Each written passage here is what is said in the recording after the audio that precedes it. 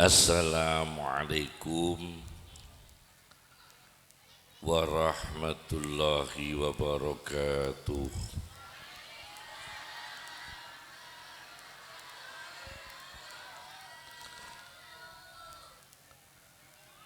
Bismillahirrahmanirrahim.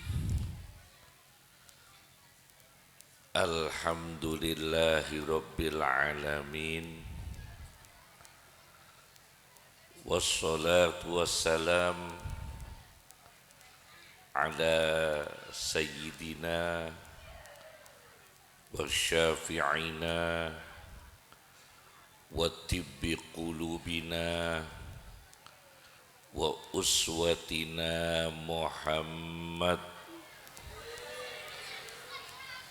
wa ala ali sayyidina Muhammad wa ala ashabi sayyidina Muhammad. Amma ba'd. Yang kami hormati segenap para kiai, para asatid, khususnya keluarga besar Pondok Pesantren Al-Fatih, para wali santri, semoga diberi barokah oleh Allah. Anak-anak yang dititipkan di sini semoga menjadi anak yang salih salihah, dimudahkan Allah belajarnya, dimudahkan Allah hidupnya, dimudahkan Allah masa depannya, berkah bagi dirinya, berkah bagi orang tuanya, kemudian menjadi manusia yang bermanfaat fid dini wad dunya wal akhirah. Pertama-tama kami cerita sedikit dalam satu hadis Nabi sallallahu alaihi wasallam.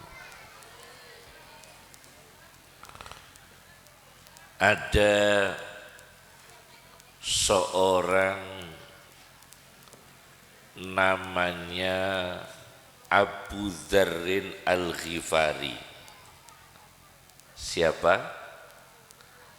Abu Dzarrin Al-Ghifari. Beliau orang yang sangat dicintai Nabi sallallahu alaihi wasallam, sangat dikagumi Nabi sallallahu alaihi wasallam. Dengan bersihnya hati, dengan ilmu ruhaninya, dengan kewaliannya, dengan keulamaannya, tetapi beliau miskin. Beliau hidupnya apa? Miskin. Tapi ilmunya tinggi. Ilmunya sangat tinggi. Namanya Abu Dzarrin Al-Ghifari. Rumahnya mencil, jauh dari kota, sendirian, tidak punya tetangga. Meninggal tidak banyak yang melayat, tidak banyak yang takziah. Ilmunya tinggi, kewaliannya tingkat tinggi, tetapi secara duniawi kurang, tetapi mulia di sisi Allah. Namanya siapa? Abu Dzarrin Al-Ghifari. Kemudian menantu Rasulullah, baginda Nabi kita punya mantu ibu-ibu, namanya Sayyidina Ali. Siapa? Sayyidina Ali itu menantunya Kanjeng Nabi, dapat putrinya Nabi Sayyidah Fatimah. Beliau itu sangat berilmu, sangat luar biasa. Tetapi beliau itu pernah kerja mengangsu. Tahu mengangsu? Mengangsu kalau di sini apa? Ngusungi air, itu apa kalau di sini? Apa? Kalau di sini apa, Mas? Kalau di daerah saya mengangsu. Ngangsu itu ngusungi air. Nimba air dibayar. Membawakan air dibayar. Sayyidina Ali pernah kerja mengangsu. Padahal ilmunya tinggi, luar biasa. Orang yang maha guru, orang yang walinya tingkat tinggi, tapi duniawi lebih memilih kurang, tapi tinggi ilmunya, tinggi ma'rifatnya. Dua, ada lagi menantu Rasulullah Shallallahu Alaihi Wasallam yang kaya raya, namanya Utsman bin Affan. Namanya siapa?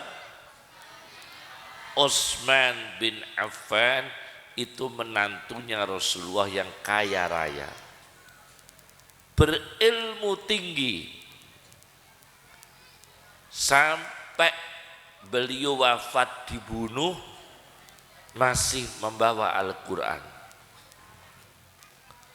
Sayyidina Utsman meninggal dunia, mati syahid, dibunuh, beliau masih membawa Al-Quran. Beliau kaya raya tapi tidak pernah merasakan bergelimpang dunia karena banyak disedekahkan. Ilmunya tinggi, harta melimpah, tapi banyak disedekahkan. Beliau lebih memilih ibadah dan ilmu. Memilih apa? Ibadah dan siapa? Ilmu. Meskipun kaya raya. Imam Abu Hanifah itu pedagang kain sutra, menjadi ulama besar, pemimpin madhab, pedagang kain sutra. Subhanallah. Imam siapa? Abu Hanifah, pedagang kain sutra, pemimpin madhab Hanafi, tapi beliau tidak pernah ambisi dunia. Beliau tidak pernah rakus dunia. Hartanya hampir habis disedekahkan. Itu namanya Imam Abu Hanifah, cinta ilmu, cinta ibadah. Masya Allah. Maka apabila kita hidup cinta ilmu, cinta ibadah, insya Allah hati kita dibukakan oleh Allah. Allah yang maha membukakan itu disebut Al-Fatih. Allah disebut Khairul Fatihin. Inilah pesantren Al-Fatih. Semoga mendapatkan futuh Khairul Fatihin. Allah yang maha membuka, ya Khairul Fatihin. Al-Fatih maknanya Allah yang maha membuka. Misalnya begini, bodoh dengan pintar, punya mantu bodoh kaya raya, pintar tidak punya uang, milih mana ibu-ibu? Punya menantu bodoh tapi kaya raya. Yang satu pintar tapi tidak punya uang, milih mana? Nah, ini beratnya di situ ya. Ya. Kenapa demikian? Allah Khairul Fatihin, sebaik-baiknya yang maha membuka. Apabila orang yang awam dibukakan oleh Allah, tidak mustahil yang hari ini bodoh besok mendadak menjadi orang pintar. Karena apa? Futuhnya Al-Fatih, dibukakan oleh Allah yang maha membuka. Hari ini menderita, mendadak besok bahagia. Karena apa? Allah Al-Fatih maha membuka. Hari ini tidak punya uang, besok kaya raya. Karena Allah Al-Fatih maha membuka. Hari ini kekurangan, besok kecukupan. Karena Allah Al-Fatih maha apa? Membuka. Maka rajin ya berdoa, ya Khairul Fatihin. Ya Allah, ya Khairul Fatihin, bukakan kebodohan kami supaya kami menjadi orang pintar. Kalau kita orang yang kekurangan, ya Khairul Fatihin, bukakan kesulitan kami biar hidup kami diberi kecukupan. Kalau kita sakit, ya Khairul Fatihin, bukakan penyakit kami, semoga Allah memberi kesembuhan. Itu namanya Al-Fatih. Allah yang maha apa? Membuka. Yang sakit menjadi sehat, yang menderita menjadi bahagia, yang bodoh menjadi pintar. Itu banyak sekali. Namanya futuh. Nah, bagaimana cara mendapatkan futuh dari Al-Fatih? Satu, takwa. Satu apa bu? Takwa. Satu. Kenapa demikian?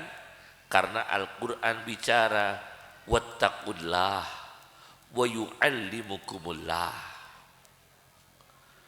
Bertakwalah kepada Allah dan bertakwalah kamu sekalian kepada Allah. Allah akan memberi ilmu kepadamu sekalian. Jika kamu takwa, Allah memberi ilmu. Pertama apa kuncinya? Takwa. Misalnya, takwanya seorang kiai. Apa takwanya seorang kiai? Mengajar dengan ikhlas. Takwanya seorang sopir. Apa takwanya seorang sopir? Jangan meninggalkan sholat. Takwa. Takwanya seorang istri, jangan sering memarahi suami. Ya, Itu takwanya seorang apa? Istri. Jangan sering memarahi suami, nanti cepat mati. Kalau sering dimarahi cepat apa? Cepat mati.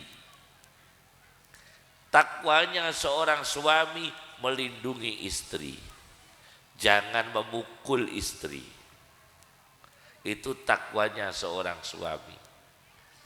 Takwanya seorang anak menghormati, membantu orang tua.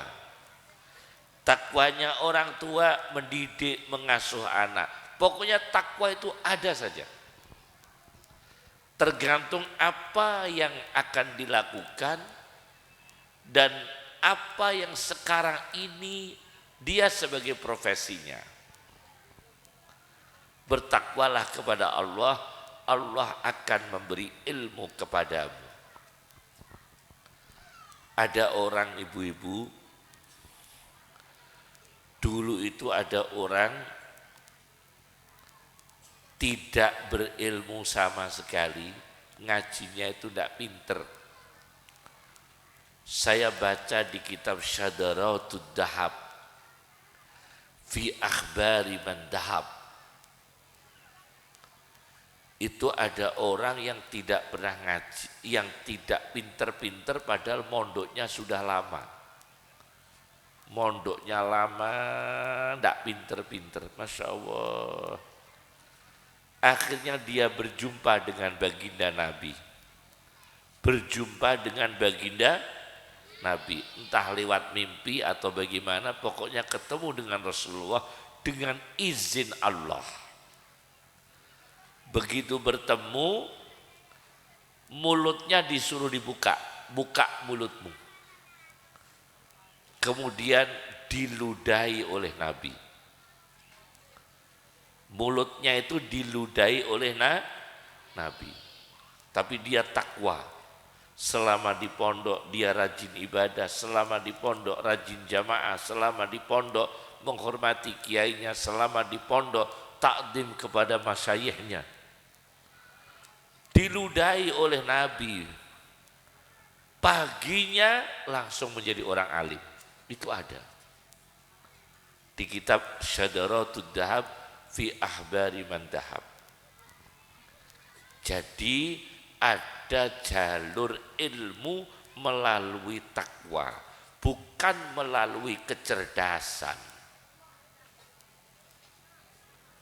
Bukan hanya melalui kecerdasan, tapi melalui ketakwaan.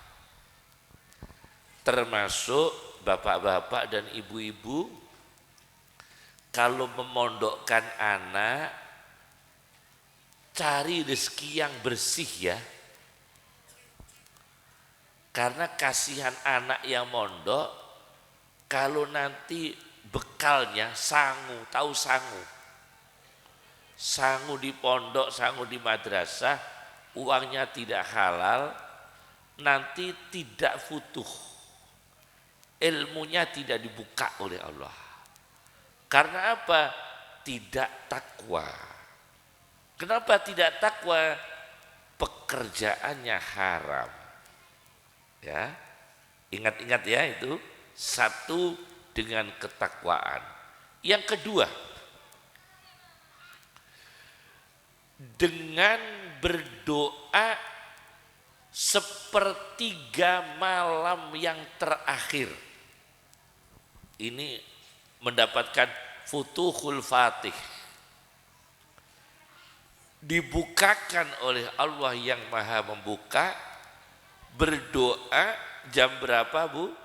Sepertiga malam yang terakhir. Kira-kira jam 2 malam. Dibangunkan sholat, dengan dibangunkan dikasih uang, semangat mana?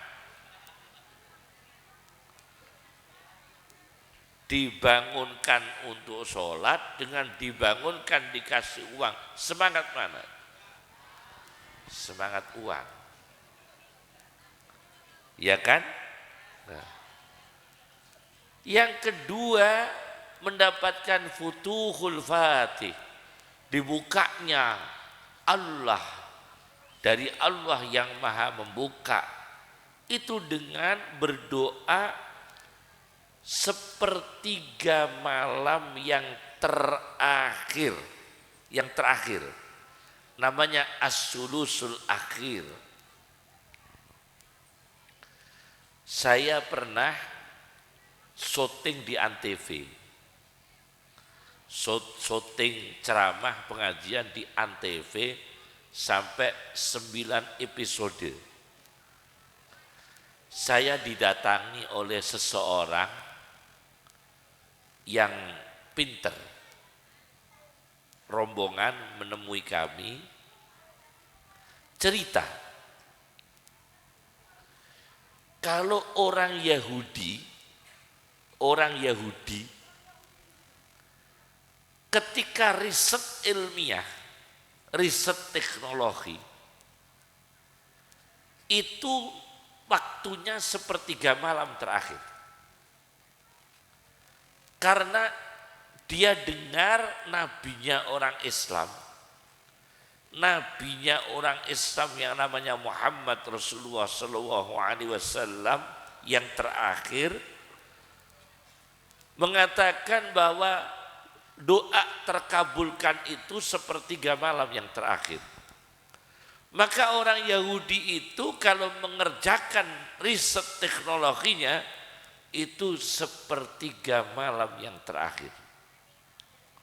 Meyakini adalah waktu yang luar biasa. Maka belajar sepertiga malam yang terakhir. Ya, anak-anak belajar sepertiga malam yang terakhir. Jam 2, nikmat, belajar jam 2 itu nikmat. Saya sering sampai sekarang alhamdulillah mentelaah kitab, membaca kitab itu jam 2 malam, nikmat sekali. Apalagi baca kitab ya, apa itu tengah malam jam 2.